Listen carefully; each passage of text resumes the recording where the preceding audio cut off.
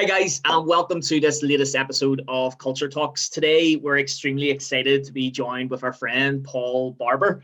Many of you may already know Paul if you're watching or listening to this, but if you don't already know him, a small introduction is that Paul is an associate partner at FXL Ireland, and I know it has many different names, but essentially they provide executive solutions for businesses. And Paul's also a very well-known executive coach.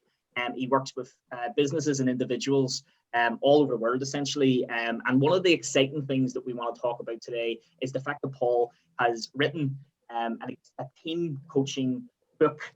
And I'll give you a small introduction in the sense that it's called Building Top Performing Teams. And it's a practical guide to team coaching to improve collaboration and drive organizational success. And Paul has written this book alongside a lady called Lucy Widdowson. It's actually going to be coming out in January. I believe it's January 3rd, and you can correct me if I'm wrong there, Paul. And I'm not going to go into it too much because I want Paul to describe it exactly the way he wanted to be described. But firstly, Paul, thank you so much for being here today. Really appreciate it. And I know it's a long time coming. We've been talking about this for months. Give us an intro to the book and tell us a wee bit more about yourself, please. Well, probably, first of all, JP and Seán, thank you very much for asking me to come on. I've been watching your talks and well done on this initiative and putting it together. So you know, a lot of time for the work you do and how you go about your work. So no, thank you for everything you do. Nice. A bit about myself, probably where am I from is a good question. I'm from Armagh originally, Armagh City. While I'm based in Northern Ireland, my work takes me all over. And actually, interestingly, during the whole 2020 period, you know, it's become much easier to work globally. You know, from this is an office above my garage, which is just fantastic. You know, the commute is now 2 meters. Some days the weather's a little bit heavy, but I am actually looking forward to traveling again. You know, I'm looking forward to that again. But basically, my background is brought up in Armagh. Probably I was born during when the Troubles were full flow, and my entire life as a child was living in Armagh, in a difficult enough area, and I guess that shaped a lot of who I am. And there was a lot of mayhem going on around me, and my mother used to always just say, "Listen, this is all madness. We used to be friends. You know, we should be able to get on," type thing. So from a very early age, I had this view of how humans shouldn't collaborate and how they should collaborate. I was always interested in psychology of how humans work. Fast forward then, I ended up working in a company called Kerry Group. I spent 20 years there in a senior leadership roles, mostly I lived in Dublin for quite a long time and up and down teams, north and south UK. And basically I had this idea of how humans collaborate was also a running theme. And I also found it quite naturally, quite easy just to go into a room with a team and just make things happen with the people I was with. I just love working with people and with teams especially. I always struggle with it. You know, I was in charge of sales lines and profit and P&Ls and all. I honestly, my passion was for if the team can be right and the right atmosphere can be created and the right amount of safety and everything else, that the performance would happen. Now, you obviously need a good strategy. But that was my philosophy for a 20-year career, and it worked. And then I ended up, when I left corporate life, I went to learn about coaching and became an executive and team coach. And that's just been just an amazing journey. And it probably brought all the stuff from childhood through to corporate life. I found the thing that brought it all together and that answered a lot of the questions of what the heck is it, the stuff I'm thinking about how humans work. And for me, coaching, once you've experienced, I know you guys have, once you've experienced and started to learn about it, you know, you really are learning about how humans work and about human performance and all much more. So yes, that's sort of like a background. In between all that, I got married, had 3 kids. One of them is now 18, which is like just scares me. That scares me. And I don't know how that happened. Like, so it's like, I know how it happened physically. I know how it happened. I don't know how it happened in terms of where the years go, but 3 teenage daughters who are probably my best teachers. You know, they genuinely, it's just amazing. They challenge me, and you know, stuff that I do, I genuinely think of how do I make the world a bit better, you know, for the world that they're in, type thing. Yeah. And yeah, they inspire me. They're amazing. Like, so my wife's amazing too. I don't have to say that, I'll get in trouble. No, she is. She is. Jenny, I'm very, very blessed. I have a really supportive family, because the work I do is kind of a little bit quite varied. And I feel something like a monk on a journey of just exploring different things. And the book is probably one of those explorations, like, where it's a direction I didn't know was going to happen, but it did happen, and one of the best things ever. So that's sort of like a brief introduction to who I am. Well, I remember we met you for the first time. I think it was in June 2019. You came to one of our events. I remember we sat for ages after the event. It was in Newry, I think it was. It was Newry, yeah. Sat for ages afterwards. I remember we kind of when you walked away, at the end we kind of went, thank God we didn't know anything about him before we started talking, because I think would have been more nervous than we were at the time, because you're involved in so much. And at that point, I remember you were saying about the book, about co-authoring a book with Lucy and that, and so we were so inspired by that, and have been with all the work that you've done and all the times you've spoken since that. But today we wanted to focus a bit more on the book itself. Okay, as it's been released. So give us a bit of background about how did you come about actually write the book? Where did the book come from? Yeah, it's a great question. I had done research at Henley on conflict resolution, and I'd written a paper about Northern Ireland Troubles, about interviewed politicians using the family therapy model to get them to pretend if they actually liked somebody, another person, what would they have to say and think in order to be in that place, type thing. And it was a really transformational type journey for myself personally, interviewing these people in private, in secret, about their deepest thoughts and letting them think differently in a really safe environment. I just love that. And so I thought that my first ever book or something I'd write would be on that topic. And that was just in the back of my head. I didn't know how to go about it. And then one day we were at Henley, I was doing a master's in coaching at Henley Business School, and we were sitting around talking, and we were all talking about, a few of us were talking about, maybe publishing our research. And I did publish on that particular conflict resolution earlier on last year in an academic journal, which is pretty cool. But what happened that day, one of my course colleagues, Lucy, mentioned about this idea that she would love to write a book about her team coaching model and her approach. And I picked up a little bit of hesitancy when she said it. And then I just, and I said to her, and then she, but she said she wasn't sure type thing. I said, listen, if you ever think about that, reach out. It might be something I could be interested in partnering with you on. And that was it. That was the conversation. And I don't know what Lucy said after that, but that was it. And then I think it was several months later, I don't know the exact time scales, where I got an email one day sitting at home here and saying, remember that conversation? I'm actually really starting to rethink about it. Would you like to pick up on the conversation we started that day over coffee, over the exercise? And I said, yeah. And we ended up then having contracting meetings to say, like, what would this look like?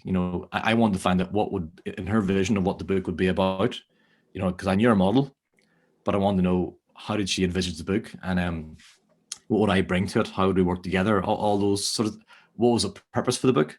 Why would we even do this? And we entered into a conversation for a number of weeks. And then after a few weeks, we said, let's do this. And we had no idea at that point of how to do it. We just decided that, and our big reason for doing it was this the sort of the purpose of the book. And we discussed what is it we really want to do. And we talked about, we wanted to help teams both within organizations and also across different organizations to collaborate better. So this idea of helping teams within and across organizations collaborate better. Yeah. And then we also want to help them to create meaningful change and lasting change. And if you think about everything I've said so far about my upbringing, about my work, I just thought, wow, this just totally fits in with everything I've been thinking about. That I want to help teams make meaningful change, and it's so that's how it came about.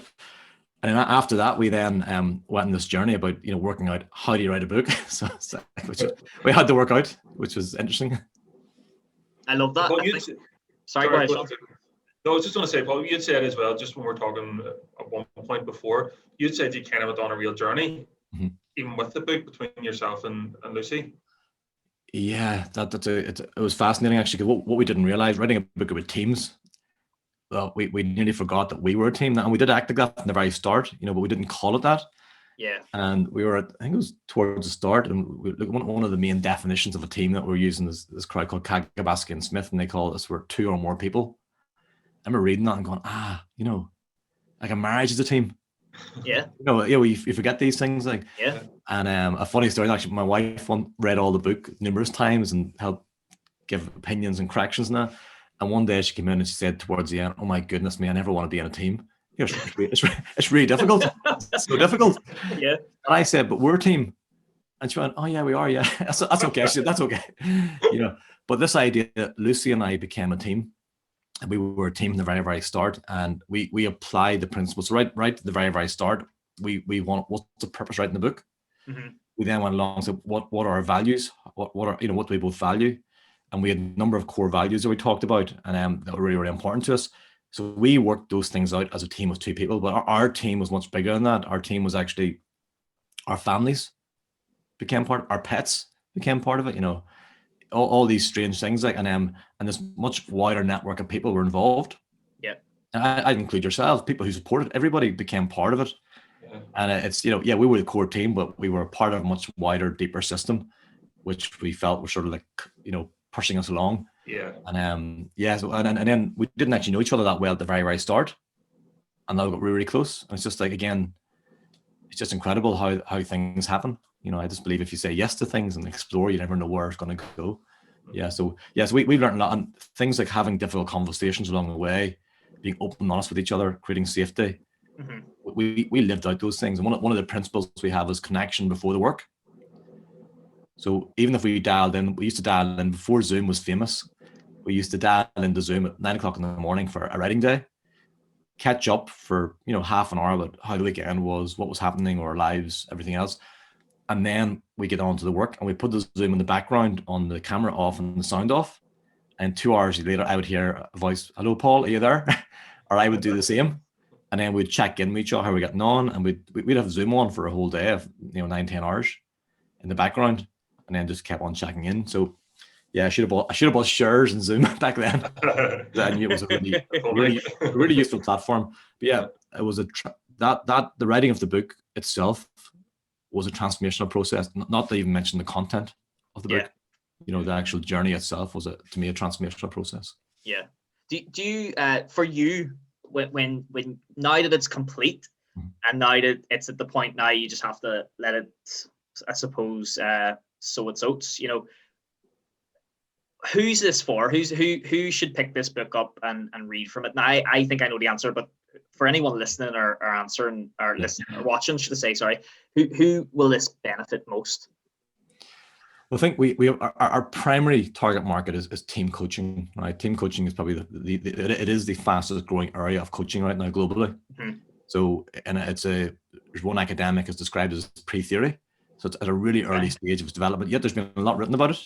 Yeah. But it's still in a very early phase. So we feel like we're pioneers or part of that journey at the start of something really exciting. Yeah. So we really want to help that team coaching to just keep growing and developing and really help that area. But anybody who's a team, who leads a team or is in a team, will benefit from this here. Mm-hmm. So right down from a married couple to two partners, to teams and organizations, teams trying to work with other teams across organizations, anybody leading teams, mm-hmm. So anywhere where the word team become is where, but there definitely is a, who would most benefit. I would say firstly team coaches. Okay. And secondly, leaders of teams, I think would be the people who would most benefit. But it's I kind of, one of the things that attracted me to the book was Lucy's model. Yeah. And the areas when we were contracting, discussing what the core chapter is going to be, mm-hmm. they're going to be like purpose. And I was going, wow, writing with purpose. That to me, that's really exciting to go and research that topic and write about it. Another one, values and beliefs. Again, like these are all books in themselves, nearly, in essence. Another chapter on identity, team identity. Another chapter on team awareness, team transformation, mindset. There's another chapter on team ways of working. Mm-hmm. There's another chapter on team relatedness. And those 7 areas make up the core of it's called the Creating the Team Edge model. And whenever we were discussing at the start, I was going like, wow, all of those topics just fascinate me. And to give you an example, when we started writing, it's funny, I thought the publisher would say, we need the first chapter in this date, but they said you can write in whatever order you want. And we started off, I think I actually told Seán, Seán, you said you started reading the book and you started reading it this chapter, but it was, you read the pre-release draft copy. Yeah. But what he called I think it was chapter 4, which is purpose. I thought I'm going to start off where I feel most passionate. And then I went to chapter 8, I think, relatedness. And then I just went on this journey. I think it was a chapter on relatedness where I thought, wow, this is mad. It's like, we needed about 5,000 or 6,000 words of core words for the chapter. Yeah. I remember having written 20,000 words, all referenced, all researched, which was like 4 times more what I needed. And I had to cut out 15,000 words. And it was literally deciding which children of my own I didn't love. Which I loved them all. I loved them all. It was incredible. Well, you're going to get yourself in trouble on this. I know exactly. No, it was incredibly difficult, really, really difficult. And so each of the areas we're writing about, I believe, could be a book in themselves. Yeah. And but that's a really cool process to get all your thoughts. What does all the research say? What's that mean for organizations? What does it mean for teams? Yeah. And write it in a really practical way, and then have to decide what information here is most useful to people. Mm-hmm. And it's a really, I think nobody ever taught me that, or Lucy and I just went on that journey and worked this stuff out. Yeah. But we believe it worked, and it seems to have worked anyway from what people are saying, which is cool. I thought it was interesting, Paul, when you said that about starting at chapter 4, although I had chapter 5 in my head and I started chapter 5, but there you go. I messed up on that one. But no, the book itself, I mean, at the minute we're just studying and we're writing in this style that I cannot stand, in all honesty. But I understand just from doing that, the amount of work that goes into writing a book like this, because we're only doing small amounts of writing, but whenever I read your book, it just flowed so easy. Like whenever I actually went to read it, I'm not going to say I dreaded reading it. I look forward to the topic, but academic style writing isn't just something that appeals to me in general. But whenever I read this book, it just flowed. It flowed so easily, and that academic style, okay, it gives you that sort of confidence piece that this has all been said as well, and you're pulling lots of information together, but it didn't interfere with the reading of the book. And one of the other things, because I didn't read it in order, and you set me up that way, so that's really fun. I take the blame. When I read through it, I couldn't believe it. There was actually a practical guide of it, because I thought academic writing, there's no practical guide on this. It's all theory kind of thing, but it is. And then when I looked at the actual start of it, it does say a practical guide in coaching. So it's very much explained at the start if you start there. But I'm assuming that was all very purposefully done.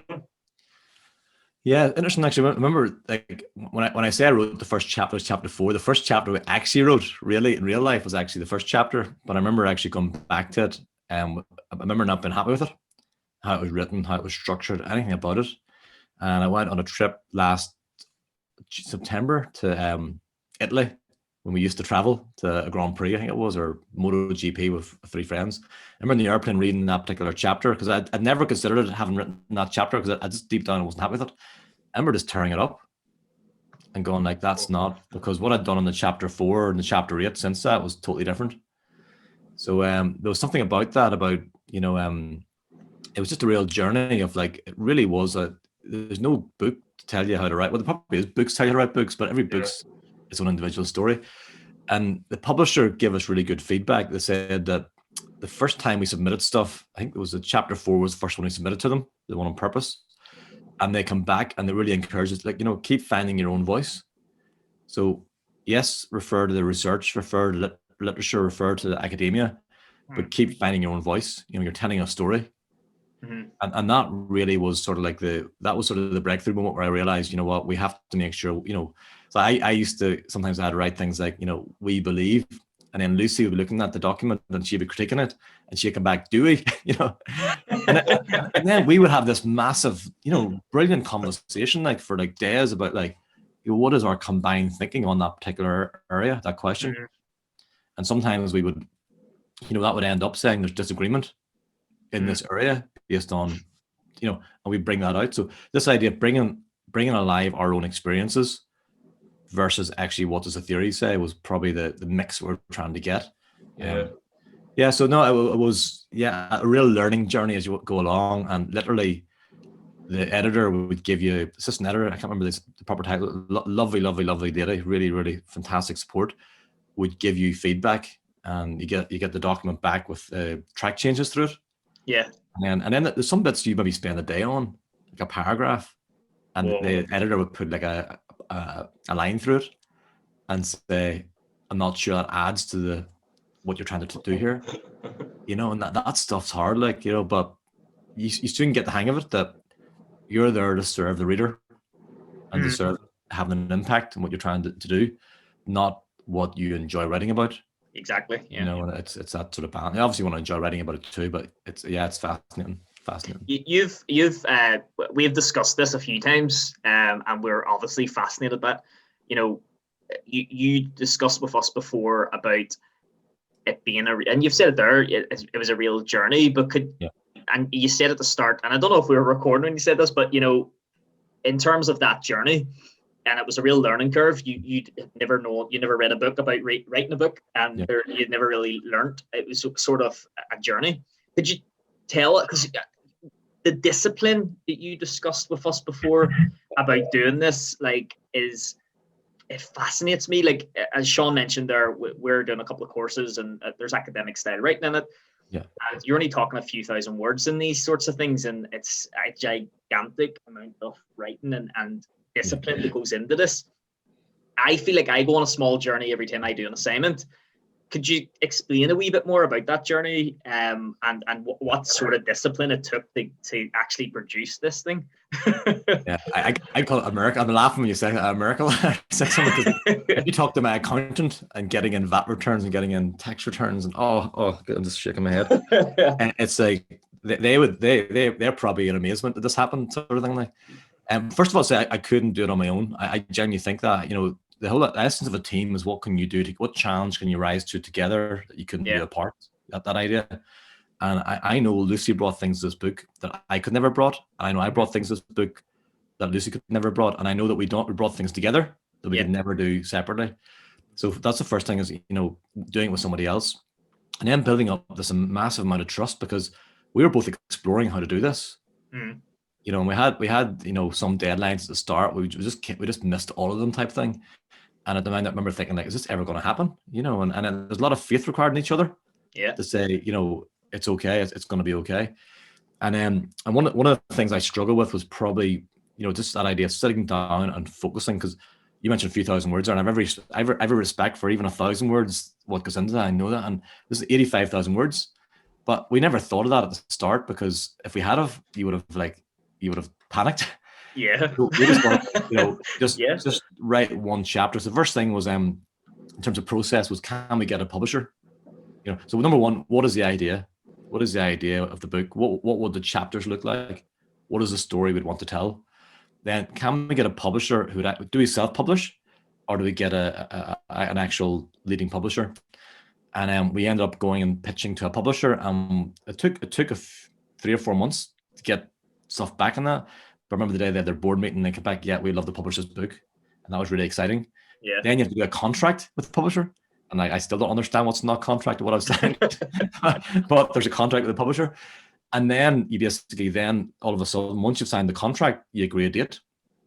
And that is scary. And like, we signed the contract, I think, is maybe June or July in 2019. Been talking about it from the start of that year.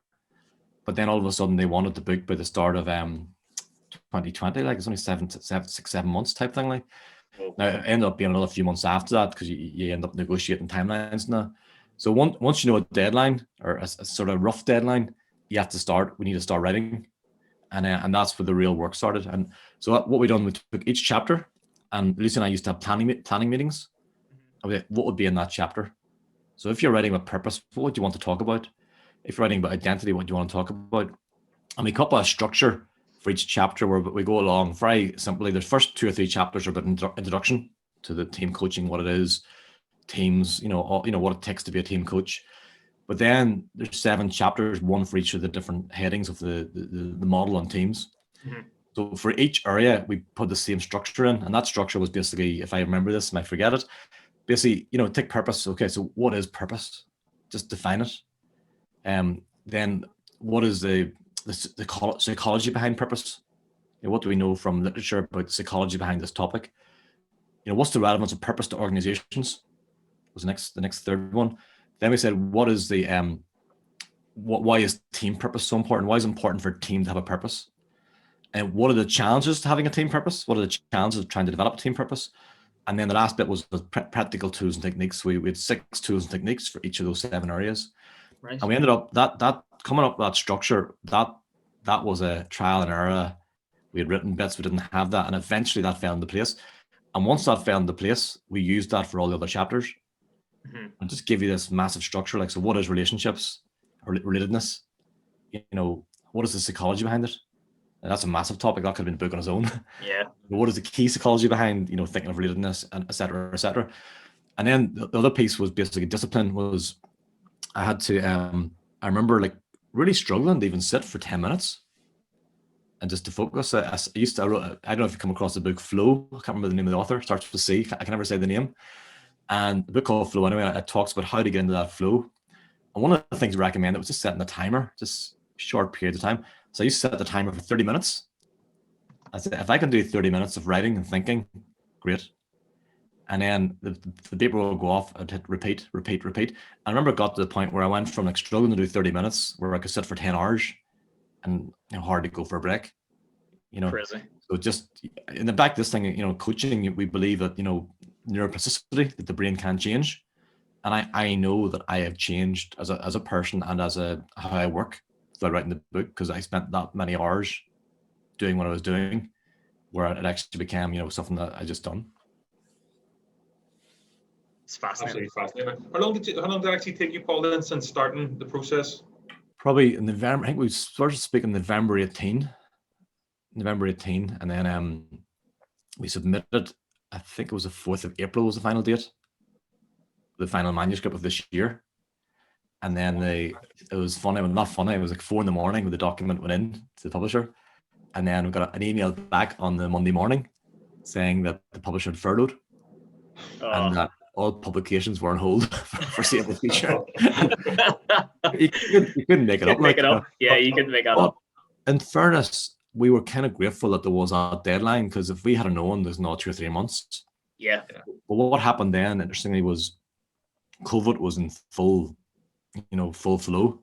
My own wife got sick around that same period when we were finishing the book. She was very ill for 6 weeks and didn't leave her bedroom. And then, I was trying to, didn't do much homework with the girls. They're teenagers, are self-sufficient, as I say.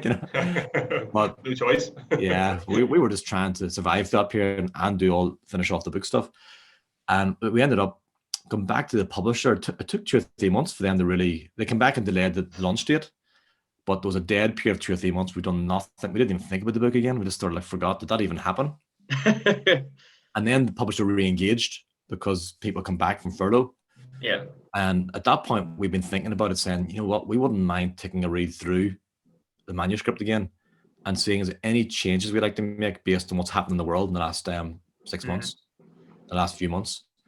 And that we ended up having about 6 weeks or so, I don't know the exact period, to do that up until early July. Early July 20, and they give us another date if you've got until this date to do that. Yeah. We made quite a few tweaks and changes. And one of the ones was that all 42 tools in the book, beforehand, most of them could be, some of them could be used virtually or in person, but we set ourselves a chance and said, well, how do we use all these tools virtually or in person? I went through every single tool and technique, the 42 we proposed in the book, and they all can be used either in person or virtually or blended. Plus, we also made some changes to the text just to make sure. And my wife, who always kept on reading it at the very end. Wow, that's a really relevant book. It's really up to date and relevant. And I was so happy when she said that. Yeah, because we're conscious now the book's coming out in 2021. Yeah. Even though we sort of finished writing in July, so we wanted to make sure it was as relevant as possible. That's the challenge of any book. It takes a long time. That was one of the interesting things reading, because you've written that in at the pandemic of 2020. Yes. And when you see that in it, you're going, flip. If you're reading this like a few years past here, you're looking back on that point now. But it was because I noticed that virtually you had most of the techniques were virtual. Yeah. And this was before COVID came in, wasn't it? Obviously, you'd written those parts. You did have virtual before that. Most of the tools could be used virtual, and some of them we had talked about virtual, but not everyone. So the challenge we set ourselves in those few months, well, can every single tool here, because we were in that period of all of our work had went online. Yeah. Everything we were doing, even things in the past that we would have said that's more thing you do in person. Yeah. The new challenge was actually, that was the old world. How could you do that in a virtual space? Yeah. So every single tool and technique we suggested can be used in person or virtually. Yeah. You know, and some of them actually are more like there's one called personal objects, I think it's called. And it's it's where you're trying to build psychological safety among a team. And the idea being that, the deeper the connections and the deeper people connect, the work will flow better, and there's more openness for trust and having difficult conversations. Mm. And this one on personal object, we asked normally in an in-person world, we would say to bring a personal object with you, something that describes your purpose in life, and bring it to the team coaching session if you're at a hotel or whatever it is. And people bring along a necklace from their grandmother, or I've seen all sorts of different things over the years people have brought along. All of a sudden in a virtual world, we had to adapt that. And I remember actually doing the first time I actually done it myself virtually with a team. And I said, okay, I'm going to ask you to leave your seats now. We're talking about purpose and about and connection, and to go into your house and try and find an object that basically describes something about your personal purpose in life and who you are, why you exist. And one lady brought back her mother, sorry. And her mother's a very elderly lady, and it was just a lovely moment. She's on the screen talking to everybody. Then two other people brought back young kids who are probably under 10, and they were a joy. One person brought back a baby, and the baby sat there for the rest of the call, the rest of the session. Yeah. And then another person, we ended up, a more elderly gentleman went and had a conversation with his family about what he should bring back to the screen. And he ended up bringing back a Gaelic top from when he was a child, this little mini top.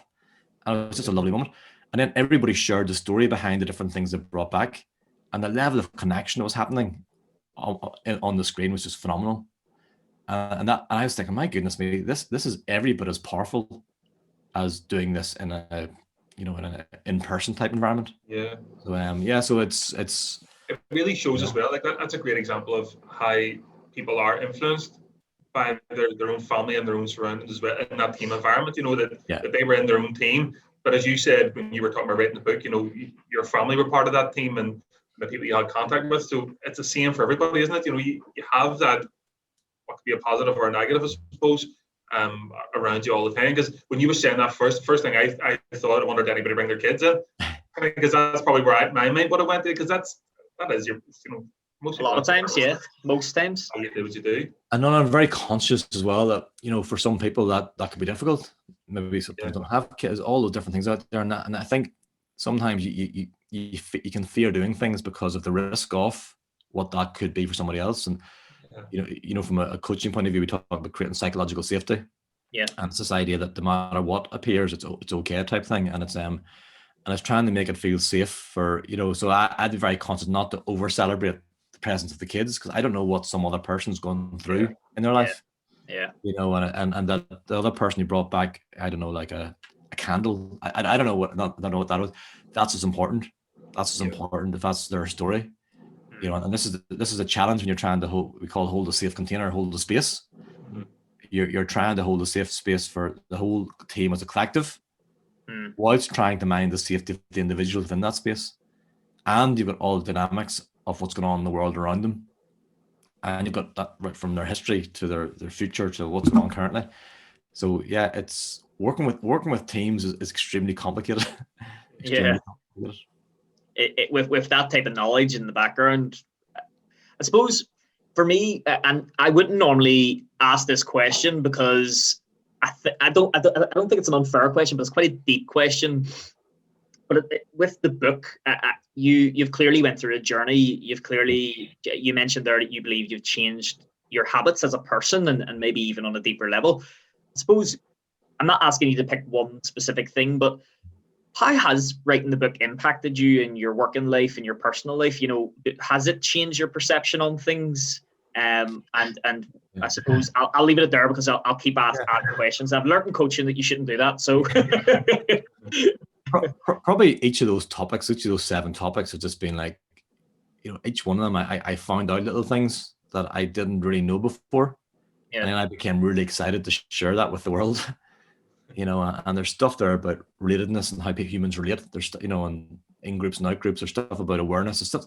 I kept on coming across little nuggets, like adult attachment theory. Nobody ever talks about it, but that up to 60% of adults are securely attached and the other 40% are possibly not. And that leads to real challenges in the workplace. And all these things, in-group, out-group behaviors, that this idea of, how terrorists, I actually once said that, terrorists, and somebody thought I said tourists, but how terrorists are created, we basically die for our in-group. Effectively, that's what happens. And then I said, well, actually, people nearly die for their work due to stress. And it's like actually the exact same process. Okay, because so all these little connections came together from the theory and from practice. So that for me, one of the big things for me, this idea of creativity. Yeah. Where does creativity come from? I remember some nights sitting here, like I have this big light up here I can put on. It's like for one of those things for making videos, and literally this room can be as bright at 2 or 3 in the morning as it can be in the sunniest day, which isn't probably isn't very good for your health. Okay. I remember sometimes sitting here late at night and you just have an idea and different connections from life experience and things you've been reading would all come together. So that idea of creativity, that to be able to create things that maybe nobody else has seen it in the same way before ever. Yeah. When that happens, and then when you share that with someone and they go, that makes sense. That's just that to me is like what I call feeling. I go once every 2 weeks to do songwriting with a professional artist in Belfast, a great guy. And basically I go there for lessons effectively, writing songs.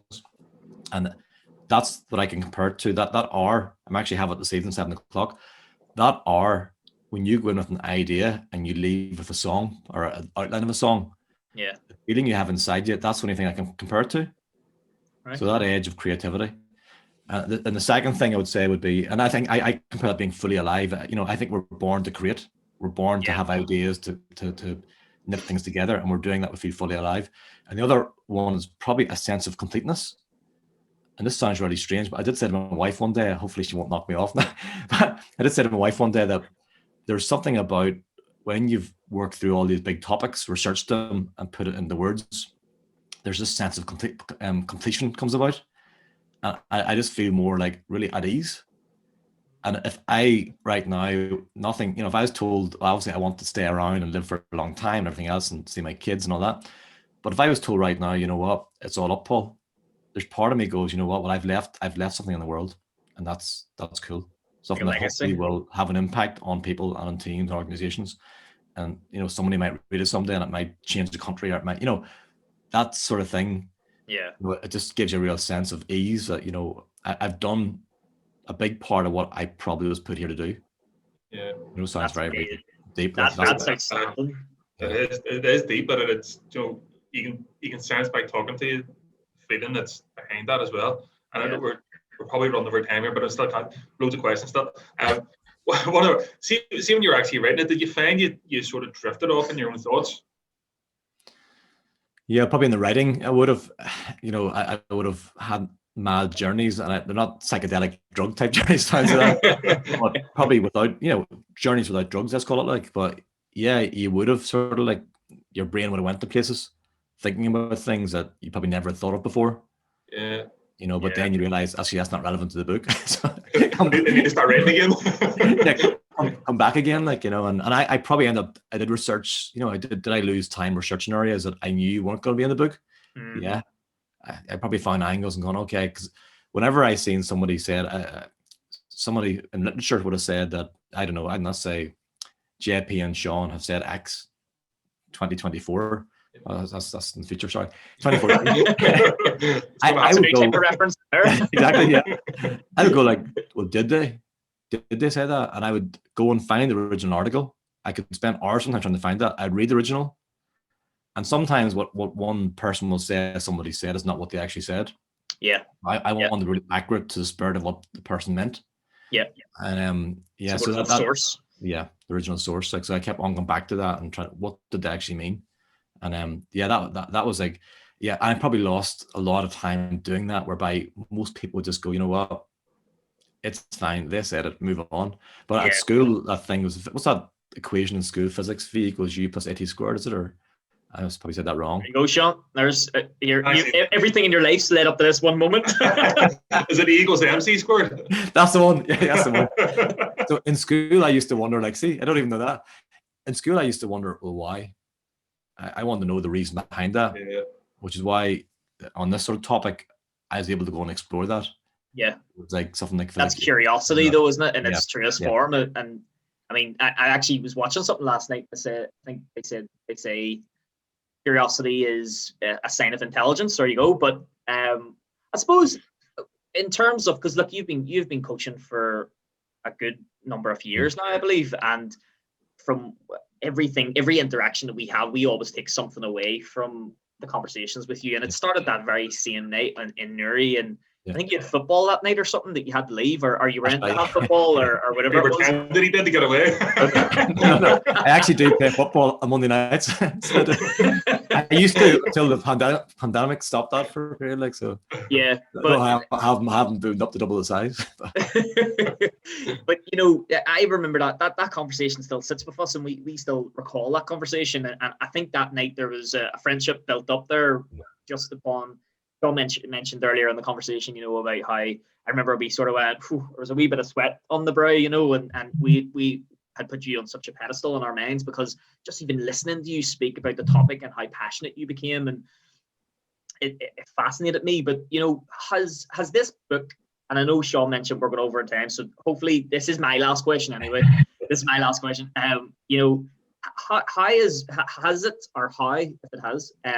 it impacted how you coach? Has it impacted, or has it just been a labor of love in the sense this is what I know to be true?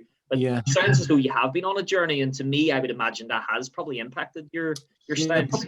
Probably not as much in the one-to-one coaching. Probably not as much in that regard because it's such a different thing. Yeah, it's a different thing that space. You know, coaching somebody on a one-to-one basis. Yeah. But how I work with teams, it's really interesting actually because there's things that I would come across or situations I would come across.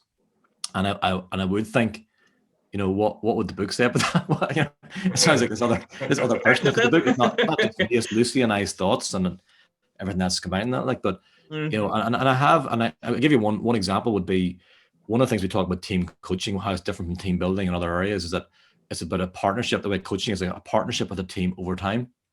Yes. And I become much more tougher in that regard when I'm trying, you know, when I'm winning work and talking about work. But actually, you know, they want one session and going, actually, that's not what this is. Yeah. You know, you wouldn't go and do coaching in one session. Yeah. It's a journey over time. And maybe team coaching is not the thing for your team right now. Yeah. If that's not where you're going. So yeah, so things like that. It's a good example whereby I actually would think back to stuff we thought about and written. I don't go and quote page 874. We just opened my book here. States that if you read this here, you'll see. Lucy 2020. Yeah, exactly. Yeah, but no, so I do have a couple of PowerPoints now where I do quote ourselves. It's funny, but good. Yeah, we do talk about it, but so it is definitely coming into the work, and also in how we speak about it because we have spent so much time researching it. You know, and there's another good example would be, you know, can a leader be the team coach? And the research would say, well, yes, they can. But the research also shows that it's more impactful if you're a leader in an organization who's a qualified team coach. You will get a better impact by coaching a different team than your own. Right, okay. Because you're part of the team. Yeah, okay, I get you. Yeah, part of when you carry stuff. So all these little things, they all add up to your knowledge base. And yeah, it does come into the work you're doing with teams, definitely. So it has helped me in terms of my work as a team coach, without doubt. So it's good, actually, it's benefited myself. Yeah. Yeah, which is cool. Which wasn't the intention, it was for other people, but yeah, absolutely.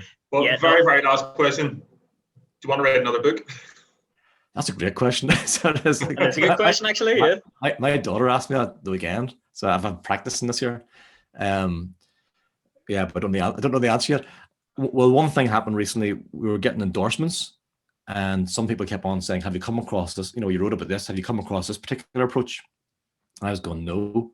And kind of sometimes the more you go out to seek to learn, the more you realize you don't know. Yeah. The more curious you become. Yeah. So I actually opened up, and I don't know if I've told this or not yet, but I have to contrary. I opened up got a part two. Basically a folder. I've got a folder for team coaching book, it's called. And I opened up a folder called Second Edition. So that's because your thoughts are always being challenged, and you're always thinking, well, what would I do differently? Yeah, that's brilliant. So I think that could happen at some point. Would there be another book, a different topic? I don't know. I'm sort of open to the universe and what will happen. Yeah. And I'm, we have written a chapter for another book this year, a leading coaching book, which is pretty cool. And we've written another chapter for another book, a couple of tools that'll be a leading coaching book next year. Right. An academic article on team coaching, which come out August this year. So we have done other writing stuff, but those things are not compared to a book as a whole. Yeah. But the answer to your question is I have no idea. And whatever you are an open book. whatever the word for whatever comes. Yeah, whatever the word requires of me, health providing, and all that. That's and you're a great man for that. I think that even just the call that you've invited us on to, that we've taken part in the last over the last month, two sessions, diversity and inclusion, and you add so much value in so many different avenues, and we are all the more benefited as a result of the relationship that we have with you. So I just wanted to thank you for that, and I genuinely look up to everything that you're doing and respect it. And I think that genuinely, even if people have no knowledge at all of coaching or team coaching specifically, I think that this book will be a huge value to them. I think it will benefit people. And just listening to you, if people don't hear the passion in your voice and see the current nature that you have, and that you just want to be of service to people, you want to help them, I think that this book is going to open many doors for you, but also the people who are reading it. So before Seán closes off, I just wanted to say thank you very much, Paul, because to us, we've been so excited to have this conversation, and we have great conversations, and it's actually hard to close this off in around the 45-minute mark, because, as you know, sometimes when we're jumping on a Zoom call or even meeting up, we have to block out at least a 2-hour period. And we appreciate that. We appreciate your time, and likewise, it's always a highlight of our week when we do get to talk to you. So I really appreciate it, and I'm excited to read the rest of this book. And give you some footnotes and what I think. Not that it means anything, but just sort of pure opinion and passion, because I can tell I will take a lot from it, and we'll definitely utilize it with all the groups that we work with moving forward. So thank you very, very much.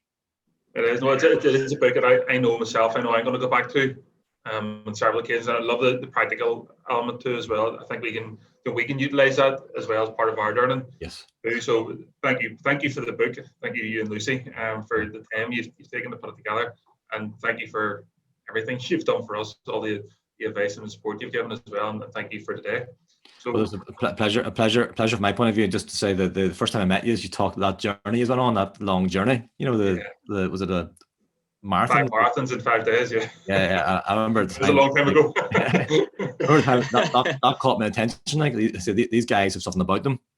Yeah. And then you start talking about how you lead people and culture and everything else. And I think we're connected at a values point of view of wanting 100%. To make a difference, wanting to help people. Like, so I think when you find that connection from a values point of view, everything else becomes easy. Totally. Yeah. So I appreciate the stuff you do, and thank you. You've been a great support. And even when I met you, I hadn't written a word yet at that point. So you've been part of the journey as well. So thank you. Is it too late to get your name in the book? Yeah.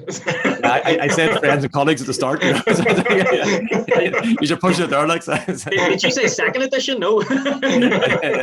I realised just before, Seán, you do the outro, and I will do a wee bit of an insert when we do release this video. But where can people find the book? Where can they? I think people will click on straight away. But where's the best places to go and what they can do to that? Well, basically anywhere you can get a book online, anywhere. So it'd be Kogan Page publishers, they have their own website, but Amazon, across the world. I think it's about the 3rd of January in the UK and Europe, and then I think it's at the end of January in the States. Yes. And then basically, but Amazon, Waterstones, Book Deposit, any of those places, you just type in the title and type in that title, Building Top Performing Teams. Brilliant. Type in either Lucy's name, Widdowson, or else Barbour. It'll just bring you up a whole big list of them, it came up straight away when I searched for it today on Amazon. And what we'll do is we'll provide a link to Amazon. I think that's usually the easiest way when we do put this out. But it's very, very exciting, and I'm sure calling yourself an author is probably something. Well, you're used to it. You had that previous piece of work, but this probably adds a lot more weight to that title. So, no, I hadn't put that on LinkedIn the first day I wrote that. I went, oh wow, I was right. It's like That's good. hitting the save. It felt a bit strange, but yeah, no. But very well deserved. Very, very well deserved. No, listen, thank you. Thank guys, you. Thank you for your time today. I can appreciate it. I really do appreciate it. Well, thanks very much. Guys, thank you for watching. And remember, engage, enable, and empower.